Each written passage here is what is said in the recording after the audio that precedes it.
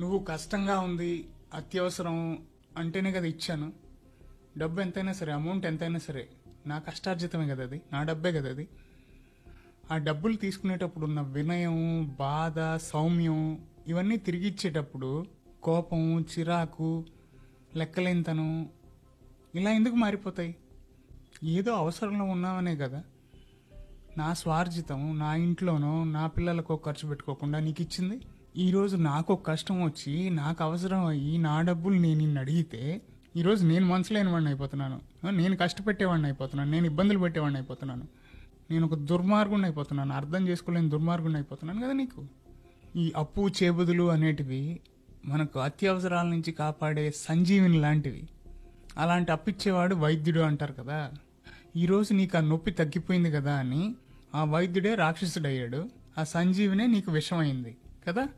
ఒక పక్క ఫ్రాడ్ యాప్లు పెట్టి అమితమైన వడ్డీలు వసూలు చేస్తూ, ఇవ్వకపోతే టార్చర్ పెడుతూ, ఇన్ని చేస్తున్న జనాలున్న రోజుల్లో నిన్ను నమ్మి ఏ తాకట్టు లేకుండా అవసరం ఉంది కదా అని అప్పిచ్చి నేను అమాయకుణ్ణి కదా. ఆ రోజు నువ్వు కష్టానికి కార్చింది అసలైన కన్నీరా లేకపోతే అవసరం తీరడానికి కార్చిన ముసలి కన్నీరో నాకు తెలియదు, కానీ ఈరోజు నిజమైన అవసరం ఉన్న ఒకరికి అప్పు ఇవ్వాలంటే నాకు నమ్మకం కుదరడం లేదు, ధైర్యం చేయలేకపోతున్నాను. వాళ్ళ అవసరం తీరలేకపోవడానికి కూడా నువ్వే కారణం, అది గుర్తుపెట్టుకో. అవసరమని ఎవరన్నా వచ్చినప్పుడు అప్పు ఇవ్వడంలో తప్పు లేదు, కానీ అది ఎవరికి ఇస్తున్నాము, వాళ్ళకి అర్హత ఉందా లేదా అనేది ఆలోచించుకోవాలి. తర్వాత మనం కూడా కొన్ని రూల్స్ లాగా పెట్టుకోవాలి ఎవరికన్నా చేబుదులు ఇచ్చే ముందు. నెంబర్ 1, నువ్వు ఎవరికన్నా సాయంగా డబ్బులు ఇచ్చేటప్పుడు అది అప్పు కావచ్చు, చేబుదులు కావచ్చు, ఒకవేళ ఆ డబ్బు తిరిగి రాకపోయినా నీకేం కాదు, అవతల వాళ్ళు బాగుంటే పర్లేదు, బాగుంటే చాలు అనుకుంటే ఇద్దాం. అలా కాకుండా ఆ రిలేషన్ కంటే నీకు డబ్బే ఇంపార్టెంట్ అనుకుంటే మాత్రం బెటర్ నాట్ రిస్క్ ఇట్.